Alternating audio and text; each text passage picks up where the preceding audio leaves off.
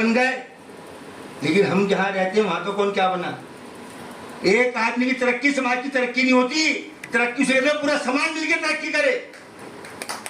हमने समाज को इग्नोर कर दिया।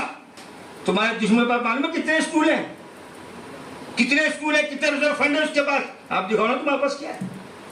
कितने स्कूल खोले, कितने कॉलेज खोले तुमने, अधिकार मांगते फिर रहे हो, रजिस्ट्रेशन मांगते फिर रहे हो। ऐसा हो जाए तुम्हारा अपना क्या है। अभी एक साहब ये कह रहे थे कि फंड को अपने पैसे को जेब से लगाने की कोशिश करो, यही एक रास्ता है। आप एक जगह खड़े होकर एक बड़े समाज के किसी आदमी के ठेकेदार से फंड मांगते हो, चंदा मांगते हो, हैं? वो कहता है जब चंदा तो मैंने दिया, अब स्टेज पर मेरा सम्मान होगा, मुझे हाथ फूल पहनाए जाएंगे, मैंने तो फंड दिया है, मेरी वजह से तो प्रोग्राम हो रहा है। आप 500 लोगों में से एक आदमी से 500 रुपए लोगे तो 500 वाला जो दिएगा ना वही कहेगा मैं हूं सबका मीर कारवां, और 500 लोगों से 1-1 रुपये लोगे ना तो 500 के 500 छरकदारी हुई, इसमें हम आएंगे, ये प्रोग्राम हमारा है, ये हमारा, हम कर रहे हैं इसको। आपने अपने दुश्मन की कोई मीटिंग कहीं देखी है, किसी अखबार में, किसी पोस्टर में कहीं उनकी मीटिंग हुई है, प्लानिंग हुई है, कोई होर्डिंग देखा है, किसी अखबार में खबर देखी है कोई। तुम्हारे तो छींकने की खबर भी अखबार में छपेगी। यूटी खान साहब ठीक है, आज बड़ी सब कुछ छींका आई है इनको, अखबार में छप रही है, और उनके उधम मचाने की जो खबर अखबार में छपती, कहीं मालूम नहीं था क्या हुआ, क्या फैसला हुआ।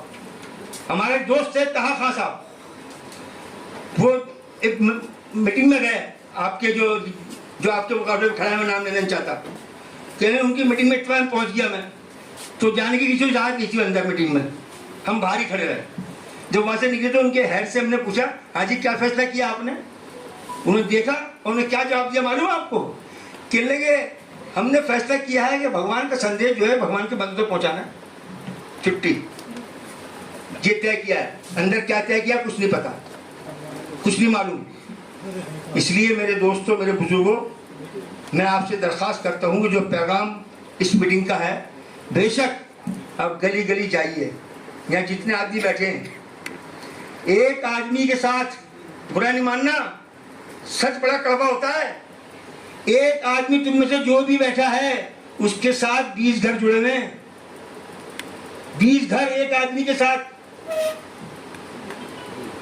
भाई, समझियाना, ससुराल, ननिहाल, ददियाल, सारे जुड़े हुए होते हैं ना, कभी बैठ के जोड़ के बैठे आप उनके पास।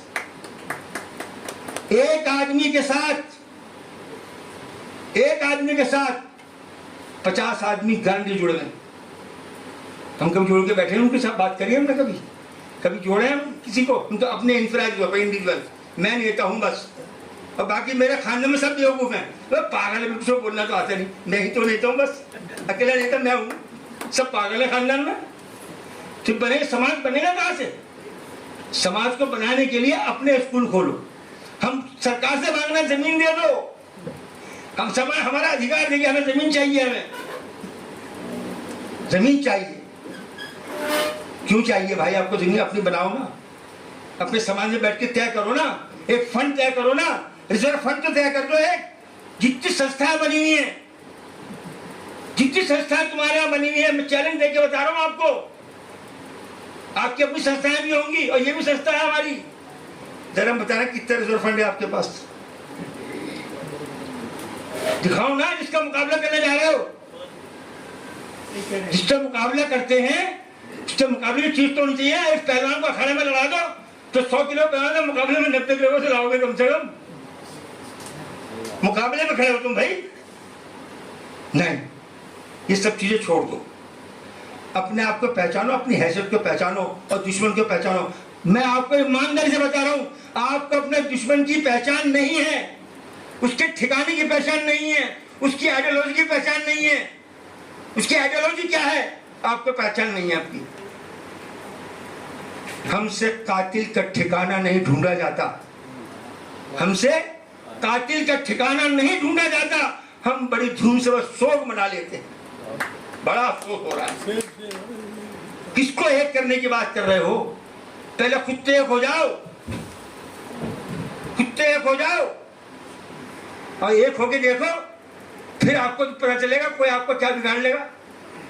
जज्बे दिल को अगर काम में लाया जाए, हम जहाँ चाहे वो जलवा दिखाया जाए, और हम फना हो नहीं सकते, मिल्लत की कसम मिटाओ तुमको जितना मिटाया जाए। अपने आप को जज्बे को लाओ सामने। जज्बा तो सियासत का है, लालच क्रिकेट का है, ओहदे का है, पद का है, और इलेक्शन में बुरा नहीं मानना। तजुर्बा है मेरा, 4 चुनाव लड़ चुका हूं। कभी अपने समाज में से एक गरीब आदमी को एमएलए बना के दिखाओ ना, सारे मिलके। किसी गरीब आदमी को, किसी टीचर को, स्कूल के टीचर को, किसी प्रोफेसर को तुम एमएलए बना के दिखाओ। तुम्हें चाहिए पैसे वाला जो खर्च कर सके। टिकट 1 करोड़ रुपए का लेगा, जब 1 करोड़ वाला टिकट लेगा, स्कूल का टीचर कहां से लेगा? वो नहीं बन सकता एमएलए तुम्हारा। एमएलए वो बनेगा इसमें 2 नंबर का पैसा है, समाज का नेता है वो, तो है पैसे वाला, कहलाएगा समाज का नेता। और वो समाज का नेता नहीं है जो प्रोफेसर है, टीचर है, उसको नहीं लोगे तुम, उसको बनाओगे नहीं, आगे आने नहीं लोगे, पैसा नहीं है उसके पास। मेरे उस्ताद सईद खान साहब थे, चुनाव लड़ रहे थे 93 के एमएलए का।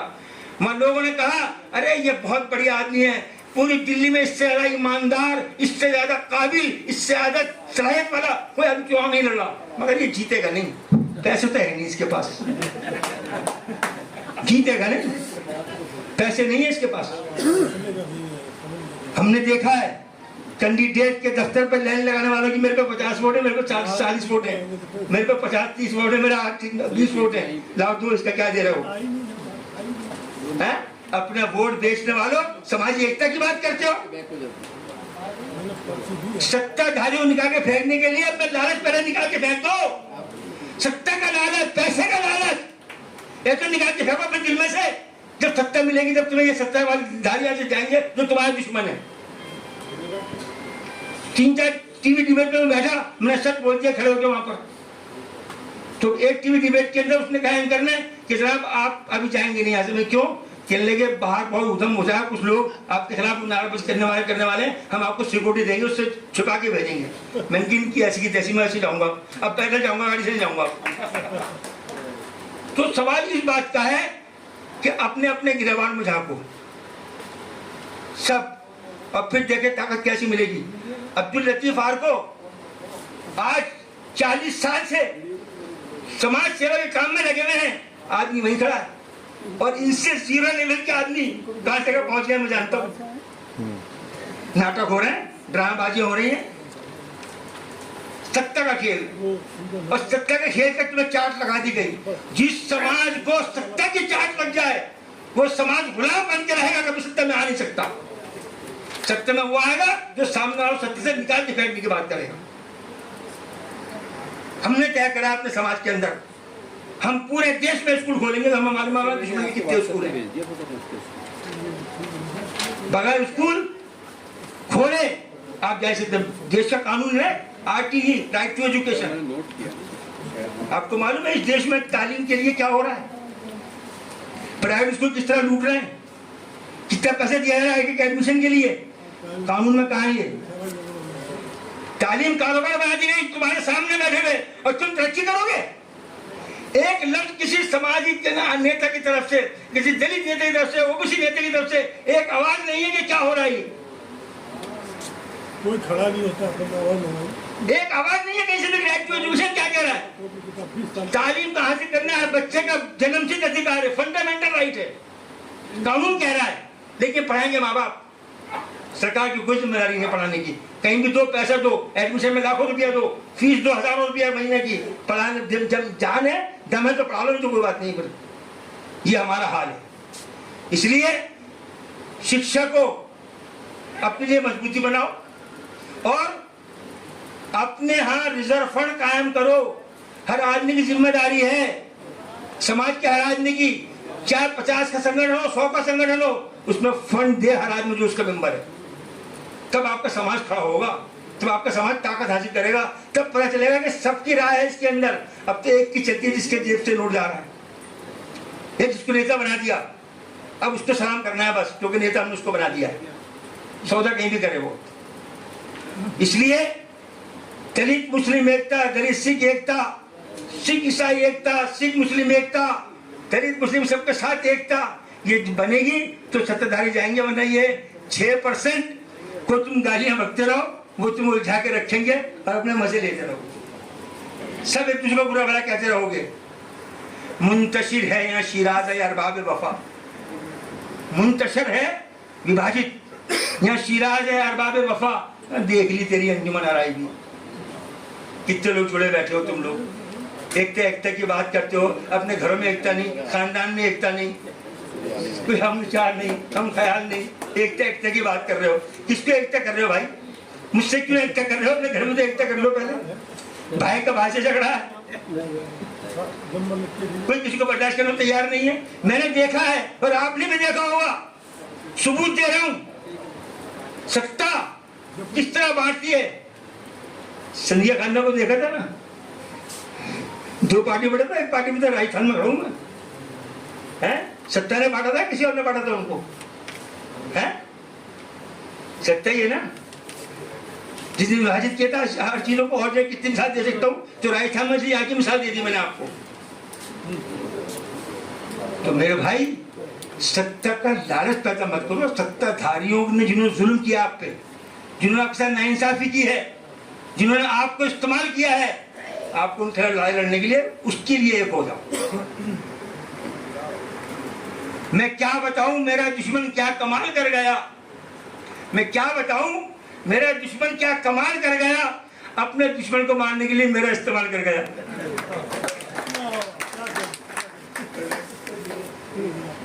तो भाई अपने आप को संभालो, अपने आप को पहचानो। हम एक रहेंगे, एकीकृत रहेंगे, उसका फार्मूला एक ही है, अपने आप को जोड़ लो पहले, अपने आप को। मुझसे मत जुड़ो, अपने खानदान से जुड़ो। मैं अपने खानदान जुड़ूंगा, जब जुड़ जाएंगे तो हम दोनों एक हो जाएंगे, फिर कोई रास्ते नहीं बचेगा हमें अलग रहने का। और ये वो जानते हैं उन्होंने करा क्या है, यही तो करा, उन्होंने बांटने का काम किया है। समाज में, गोतों में, मसलकों में सबको बांटा है। जब जो 6% राज कर रहा है, अगर बांटता नहीं तो राज कैसे करता? बांटने से राज हुआ है। और हम जानते हैं, हमें हैरत होती है कि हम पूरे देश में देख रहे हैं, अपने मुंह से कह रहे हैं 6%, 6%, फिर गुलाम क्यों हो भाई? परेशानी क्या है भाई? फिर तुम्हें किससे डर रहे हो? इसलिए कि आपको जो मैं काम करना था उसे कर दिया। अब आपको समझना है, ये आपको देखना है, जिम्मेदारी आपकी है। हम आपसे दरखास्त करते हैं, जितने लोग अपने यहाँ बैठे हैं, अपने अपने समाज में सोसाइटियां बनाओ, गांव में बैठे हो, चाहे 20 आदमी हो, 20 की कमेटी बना लो अपनी, 20 के 20 खानदान जुड़ के बैठ जाओ, अपना स्कूल खोलो, अपना रिजर्व फंड कायम करो। किसी वक्त में भी आपके समाज का कोई आदमी खुद को मजबूर महसूस ना करे, अकेला महसूस ना करे, परेशान महसूस ना करे। और तुम्हें अपने समाज के किसी मजलूम, किसी जरूरतमंद के लिए सरकार से भीख ना मांगनी पड़े, ऐसे बन के दिखाओ। जब तक तुम भीख मांगते रहोगे सरकार से, जब तक तुम सरकार से हाथ फैलाते रहोगे सामने, आपका समाज तरक्की नहीं करेगा, एक नहीं होगा कभी भी। जहां से लालच होगा वहीं जाएगा आदमी, और वो उनके हाथ में है। जहां सत्ता पहुंच गई वहां भत्ता पहुंच गया, और जो बचा था कूड़े पे पड़ा खत्ता वो हम तक पहुंच गया। इसलिए मैं बहुत बहुत शुक्रगुजार हूँ लतीफ साहब का, मुझे आप जैसे बुद्धिजीवी समाज के दानिश्वर लोगों से 2024 में क्या करें, थोड़ा तो एक वही बात तो बता दी मैंने। बहुत लंबा पीरियड है, ये लंबा पीरियड नहीं है, आप पलक झपटे की दे रहे भाई साहब, मैं अभी तो बताया है। 23 से 24 आएगा। हाँ 23-24 आएगा, आप करिए ना, एक हो जाइए, तय कर लीजिए। वो कैसे होगा? तय कर लीजिए कि जहाँ वोट नहीं देना तो एक जगह वोट देंगे, हम नहीं देखेंगे पार्टियों कौन है, उसकी अपने समाज के आदमी को देना है। बैठ के एकत्र हो पहले, अभी तुम एक नहीं हो ना, फार्मूला एक ही है आपके एक होने का। दलित पहले अंदर सारे एक हो, फिर सारे मुस्लिम अंदर से एक हो, सारे सिख अंदर से एक हो, फिर तीनों मिलके एक हो। देखो फिर क्या तुम्हारे सामने टिकेगा, एक खड़ा नहीं हो सकता। कुत्ते एक हो जाओ, कुत्ते मुंतशिर पड़े हो, इस दिल के टुकड़े 1000 हुए, कोई यहाँ गिरा कोई वहां गिरा।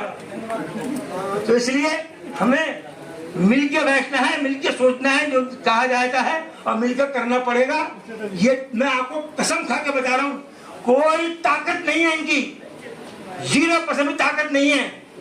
इनके पास आज पैसे की धन दौलत है, वो तुम्हारी वजह से है। 70 बैठे तुम्हारी वजह से बैठे, पावर में है तो तुम्हारी वजह से है, इस्तेमाल कर रहे हैं तो तुम्हारी वजह से है। अगर तुमने अकल पकड़ ली तो ये 0 हो जाएंगे। और जिस दिन दलित मुस्लिम सिख वगैरह सब एक हो गए, बड़े से बड़ा राजनेता, बड़ी राजनीतिक पार्टी तुम्हारे कदमों में पड़ी होगी। मैं दावे से कह रहा हूँ, तुम्हारे चलने चाटेंगे बैठ के। बहुत बहुत शुक्रिया।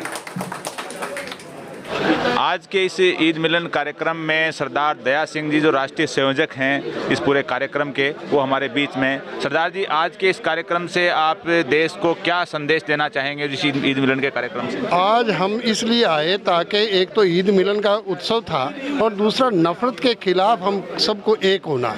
इस नफ़रत ने पिछले 75 साल में जो हालात पैदा किए हैं उसमें दलित भी पीसा, मुसलमान भी पीसा, सिख भी पीसा और बाकी लोग भी पीसे। जिस हालात में ये देश चल रहा है, हमें लगता है कि ये नफ़रत का माहौल हमें कहाँ ले जाएगा, उस पर हमें जागरूक होना। हमारे बीच अम्बेडकर राइट पार्टी के डॉक्टर हिंगोनिया जी हैं। डॉक्टर साहब, आप बताइए आज के इस कार्यक्रम के माध्यम से आप क्या पैगाम देना चाह रहे हैं? जी, सबसे पहले तो मैं थार न्यूज़ का धन्यवाद ज्ञापित करता हूं, जिसके माध्यम से आप न्यूज़ कवर कर रहे हैं। और आरको साहब जो कि दलित मुस्लिम एकता मंच के इस आयोजन को हर वर्ष है, प्रतिवर्ष वो आयोजित करवाते हैं। इसके माध्यम से आने वाले जो एक तरह से जो परिस्थितियाँ इस प्रकार की बनी हुई है जिसमें हिंदू मुस्लिम और इनके बीच में वैमनस्य पैदा किया जाता है, इसको दूर करने का काम आरको साहब ने संभाल रखा है।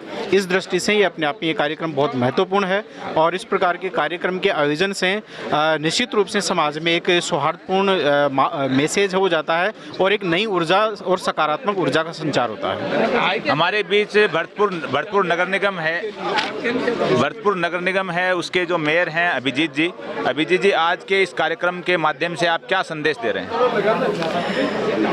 आज जो आप सभी जानते हैं किस तरीके का नफ़रत का माहौल इस देश में बना हुआ है, उसके लिए तो कांग्रेस पार्टी के जो राहुल गांधी जी थे वो नफ़रत, बेरोज़गारी, महंगाई सब के लिए उन्होंने एक भारत जोड़ो यात्रा निकाली।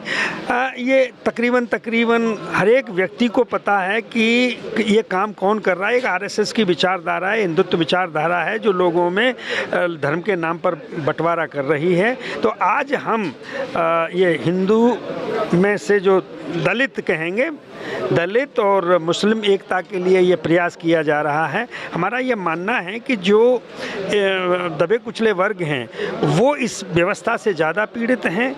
मुसलमान पीड़ित तो हैं ही हैं, पर दलितों के ऊपर भी जो पिछले उन दिनों में घटनाएं घटित हुई हैं, इससे आप सभी वाकिफ़ हैं, मुझे ज़्यादा दोहराने की आवश्यकता नहीं है।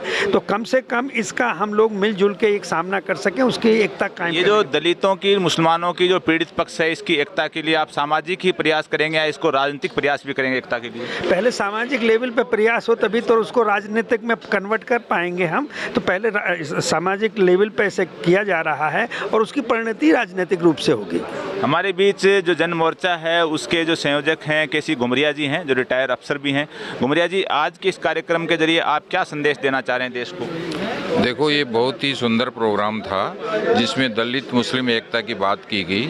मैं कहूँगा कि दलित मुस्लिम एकता के साथ साथ जो धर्मनिरपेक्ष लोग हैं सबको एक होना पड़ेगा। इसमें आदिवासियों को भी शामिल करना पड़ेगा, दूसरे भी जो धर्मनिरपेक्षता में विश्वास करते हैं, संविधान में विश्वास करते हैं और जो भाईचारे में विश्वास करते हैं, उन सबको एकजुट होना पड़ेगा।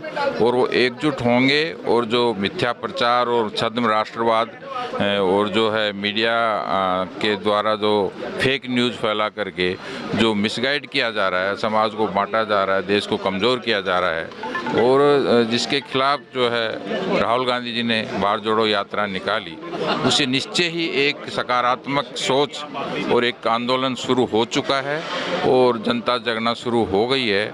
और मैं सोचता हूँ कि हमको जो भी अच्छे लोग हैं, जो धर्मनिरपेक्षता में विश्वास करते हैं, संविधान में विश्वास करते हैं, भाईचारे में विश्वास करते हैं, उनको, वो किसी भी धर्मनिरपेक्ष पार्टी से हों, अच्छे लोगों को चुन के भेजें और संविधान में विश्वास करें और भाईचारे से रहेंगे, तभी हम समाज को मजबूत कर पाएंगे और राष्ट्र को मजबूत कर पाएंगे।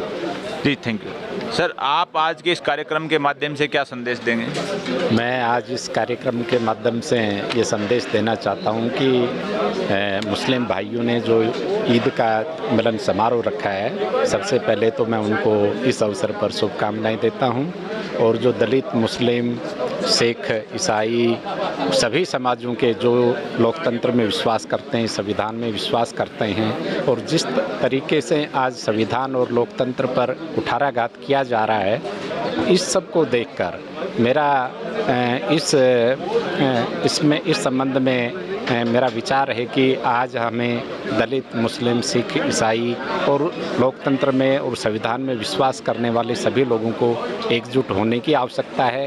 क्योंकि जो भी देश में जो भी आदमी विकास करता है, समाज आगे बढ़ते हैं, देश आगे बढ़ता है, वो हुकूमत से आगे बढ़ता है। आपका संगठन और पूरा शुभ नाम? मैं नरेंद्र कुमार नाम है, अंबेडकर वेलफेयर सोसाइटी में प्रदेश उपाध्यक्ष के पद पर हूँ। जी सर, पहले तो बताइए तबीयत कैसी है? तबीयत आप जवान आदि हो, ऐसे बैठे हो आप और सब बढ़िया है? बहुत बढ़िया है। आप नहीं पूछे नहीं, आपसे कई दिनों बाद मिलना हुआ है। हाँ। कि कोरोना पीरियड में मुलाकात नहीं हुई तो बड़ी खुशी हुई। तो सबसे पहले तो आप ये बताइए कि आज के इस कार्यक्रम के माध्यम से, क्योंकि बरसों से आप दलित मुस्लिम एकता के लिए आपने पूरा जीवन खपा दिया अपना, तो क्या संदेश देना चाह रहे हैं? ये दलित मुस्लिम एकता मंच को जन्म ही मैंने दिलाया जी, ये मालूम है मुझे।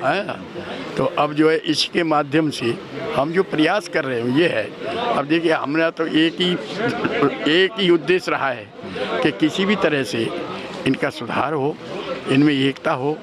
एकता से जो लोग मठाधीश हैं, जो अनाथकार चेष्टा करके कुर्सियों पर बैठ गए, उन्हें उतारा जाए। एक बार 4 बार जीत के एमएलए आ रहे हैं। तो इस तरह की जो बातें हो रही हैं अभी जब तक समाज सुधार नहीं होगा, गरीब का मतलब यानी निर्बल की लड़ाई बलवान से, ये कहानियाँ दिए की और तूफान की, ये है ना सबसे बड़ी बात। अब इन्होंने देखो, मैं उस पर बजरंग दल पे 2 बात कहना चाह रहा हूँ। अरे बजरंग दल तो या हमें भजन करने के लिए है, हमें स्मरण करने के लिए है, उसको भजन करने के लिए है, उसको याद करने के लिए, न कि पार्टी बना करके अटैक करने के लिए। ये गलत कर रहे हैं जो कर रहे हैं आरएसएस के लोग, ये मैं इसके बिल्कुल खिलाफ हूँ। अच्छा सर, जैसे आरक्षण का एक ऐसा मुद्दा है कि सरकारों ने आरक्षण को होना न होना बराबर कर दिया एक तरह का। सरकारी वैकेंसी निकलती नहीं है, भर्ती टाइम पे होती नहीं है, और प्राइवेट सेक्टर में सब कुछ दिया जा रहा है। और जो बचा हुआ उसको भी जो SC ST OBC है उसके हिसाब से, संख्या के हिसाब से बढ़ाया भी नहीं जा रहा है, और बैकलॉग वो भी पूरा पड़ा है। तो इस आरक्षण के इशू पे जो भारतीय जनता पार्टी पावर में है वो तो इसकी दुश्मन है ही, लेकिन अपोजिशन की पार्टियां वो भी अपनी अपनी सरकारों में कोई खास नहीं कर रही हैं। आरक्षण जो है, आरक्षण का जो समाप्ति का जो काम किया है वो मौजूदा यानी भारत सरकार ने किया है, अभी कर रही है जो, क्योंकि इन्होंने 2019 में 2014 को ये शपथ ली थी प्रधानमंत्री ने कि शपथ मैं सौगंध मुझे इस धरती मिट्टी की, मैं देश नहीं झुकने दूंगा, देश नहीं बिकने दूंगा। आप देख लीजिए सारे डिपार्टमेंट उन्होंने प्राइवेट कर दिए। अब लोगों को बेरोजगार इसलिए है, आरक्षण पे चोट इसलिए पड़ रही है कि वो प्राइवेट हो गए सब। अब प्राइवेट हो गए तो प्राइवेट में आपकी पहचान का है, तो आपने नौकरी लगा दी, मेरी पहचान है, मैंने लगा दी। वहाँ आरक्षण नाम की कोई चीज़ नहीं रही बकाया, और इसको बहुत ही ज़्यादा गंभीरता से इस पर विचार करना चाहिए। राजस्थान में 64% आरक्षण कुल हो गया है राजस्थान में। लेकिन SC ST का जो आरक्षण है और OBC का आरक्षण है, SC ST की गिनती तो 2011 का रिकॉर्ड है, OBC का नहीं है। लेकिन अशोक गहलोत की जो कांग्रेस की सरकार है, इसने SC ST OBC का आरक्षण बढ़ाने के लिए कोई कोशिश अपने 15 साल के इस कार्यकाल में नहीं की है। आप क्या मांग करेंगे हमारे माध्यम से कि SC ST OBC का राजस्थान में जो आरक्षण है वो बढ़ाया जाए? बढ़ाया इसलिए जाए कि उसकी पहले तो जनगणना कराई जाए, और जनगणना के आधार पर ही उसका SC ST की जनगणना तो हो चुकी है, ऐसी हुई कहाँ है? 11 तक का तो है, 11 तक की है, इसकी नहीं। अब आगे वाली जो है उसके आधार पर आरक्षण जो है हमको दिया जाए, और आरक्षण नहीं दिए तो बैकलॉग जो है वो खोला जाए। जो आरक्षण रह गया हमारा बकाया, उसे बैकलॉग में दिया जाए, वो नहीं दे रहे। तो इसलिए जो है आरक्षण जो है एक ऐसा टूल बना दिया है कि उसको न तो मिलना और न मिलना बराबर ही हो गया है वो। सर पूरा शुभ नाम और संगठन? घनश्याम ब्रजवासी, राजस्थान हाई कोर्ट का सीनियर एडवोकेट और ये दलित मुस्लिम एकता मंच का संयोजक हूँ मैं। हमारे बीच में जो तेली समाज संस्था है इसके जो राष्ट्रीय संयोजक हैं सफ़ी देलवी साहब जो इस कार्यक्रम के अंदर आज शरीक हुए हैं। तो सफ़ी साहब आपने अपनी स्पीच में काफ़ी अच्छे इशू उठाए हैं और बड़ी बेबाकी से अपना पक्ष रखा है।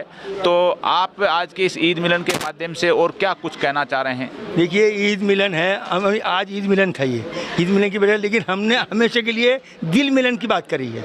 ईद मिलन टेम्परेरी फेस है, ईद आएगी, त्यौहार आएगा, दिवाली मिलन, होली मिलन, ईद मिलन, लेकिन परमानेंट दिल का मिलन हम उसके लिए बात करिए। उसका दिल का मिलन कैसे हो, हमने उस पर बात की है कि दिल मिलन हमेशा का होना चाहिए, दिल मिलन। आपने भी कहा कि हमने दलितों को और ओबीसी के लोगों को हमारा नेता बनाया, कभी मुसलमानों को अपना नेता नहीं बनाया। और इसके बावजूद जो सेकुलर ताकतें जो अपने आप में कही जाती हैं, चाहे वो असल में सेकुलर ताकतें हों चाहे सो कॉल्ड सेकुलर ताकतें हों, वो मुसलमानों के जो पीड़ित मामले होते हैं उसमें उस बेबाकी से सेकुलर ताकतें नहीं खड़ी होती। होता ही नहीं है, वही तो मैंने कहा यहाँ बैठ के। उसके लिए आप क्या करें बताइए ना। हमने पासवान नेता माना, कितने नेता बना दिया, किससे जाके मिला? बीजेपी से हाथ मिलाया उन्होंने। कौन सी पार्टी ऐसी है जो बीजेपी से हाथ नहीं मिला जाके? मायावती हैं, दलित मुस्लिम बात करते हैं और हाथ मिला बीजेपी से, तो हम बददिल नहीं होंगे? हम किससे क्या किया जाए इसके लिए? जो मैं कहा ना, दलित लोग और मुस्लिम लोगों सियासत के जो योद्धा बने हुए ये ठेकेदार, इनको किनारे करो, इनको साइडलाइन करो, आपस में मिलकर बैठो। नहीं, जैसे अगर आपस में मिलकर बैठो तो असदुद्दीन ओवैसी की पार्टी और वो भी पूरे देश में घूम रहे हैं। ओवैसी गया बाहर में, हमें ऐसी मतलब भी कोई नहीं है। कब मुसलमान साथ दे रहा है उसका क्या? वो भाषण दे रहा है जिस तरह वो कर रहा है। ओवैसी की सियासत से मुसलमानों को कोई फायदा या नुकसान है? मेरी बात सुनिए, ओवैसी की सियासत से हमें किसी मुसलमानों को कुछ लेना देना नहीं है, वो भी राजनीति कर रहे हैं। हमने आपसे ये कहा है कि राजनीति आपकी तब होगी जब आप इन सब चीज़ों से बचकर अपने समाज को मजबूत करोगे, मुत्तहिद करो समाज को। अभी कर्नाटक में चुनाव हैं 2 दिन बाद, जो मुस्लिम ओबीसी का जो 4% जो आरक्षण था वो खत्म कर दिया भारतीय जनता पार्टी। और कांग्रेस पार्टी ने भी घोषणा पत्र में भी शामिल नहीं किया, न देने की बात। मैं कह रहा हूँ ना, ये करते रहें, वक्त का इंतजार करें, वक्त अपना रास्ता बता देगा, बीजेपी में मालूम हो जाएगा उसकी अपनी औकात क्या है। ये तो घर बैठ के समझा बना रहे ना, घर बैठ के अनाउंस कर रहे हैं, एजेंडा बना दिया हमने, ये जारी कर दिया, कब तक करोगे देखते हैं। अच्छा, राजस्थान में आप आए हैं, राजस्थान में कांग्रेस की सरकार है, जातीय जनगणना का एक बड़ा मुद्दा है, तो ओबीसी की जातीय जनगणना हो, इसके बारे में आप राजस्थान के मुख्यमंत्री? चल रहा है मुद्दा है पूरे देश का, ओबीसी वालों का, कि जाति के आधार पर जनगणना होनी चाहिए। अब इस पर देखते हैं कि ये लोग इस पर काम करते नहीं करते, वरना यहाँ से भी जाएंगे, जगते रहेंगे ये लोग। ये तो परमानेंट इशू है सब जगह, हर राज्य के। बिहार में हुआ, अब बिहार में वहाँ क्या किया दिया उसने, कोर्ट ने कह दिया कि नहीं हो सकता, उसको रोक लगा दी, क्योंकि सत्ता भी इन्हीं की है, राज भी इन्हीं का है, समझे। तो जब ये सब चल रहे हैं, तुम्हारा शहर, तुम ही कातिल, तुम ही मुंसिफ, हमें पता था हमारा कसूर निकलेगा। आज के इस कार्यक्रम के रूहे रवां जो बरसों से दलित मुस्लिम एकता और दबे कुचले समाज और पिछड़ों के लिए जो काम कर रहे हैं, जयपुर में और जयपुर से बाहर, राजस्थान में और देश के अंदर, अब्दुल लतीफ़ आर्को साहब जो बरसों से लगे हुए हैं, हम आर्को साहब से जानना चाहेंगे कि इस कार्यक्रम को जो आप बरसों से कह रहे हो, अभी तक कितनी सफलता मिली और क्या उम्मीद है? देखिए, इस कार्यक्रम से जब से हमने पिछले 10-1 साल हो गए, बराबर हम इस प्लेटफार्म पे काम कर रहे हैं। जहाँ दलितों पे जुल्म होता है या मुसलमानों पे जुल्म होता है, तो दोनों तरह के हमारे संगठन के जो मेंबर हैं जाते हैं, समझाइश करते हैं और कामयाबी मिलती है।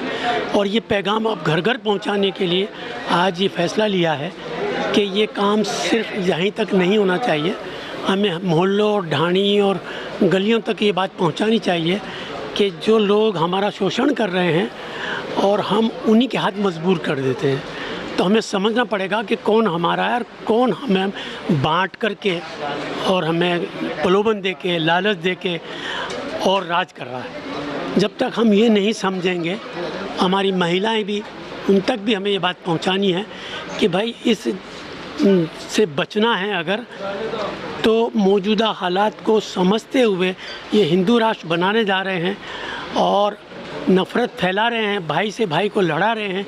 ये सारी चीज़ें जो यहाँ आज बैठ कर तय हुई है, वो घर घर जा कर के हम इंशाअल्लाह, हमें पूरी उम्मीद है, लोगों ने वायदे भी किए हैं कि वो अपने अपने इलाकों में इस तरह की मीटिंगें बुलाएंगे और घर घर इस पैगाम को पहुँचाएँगे।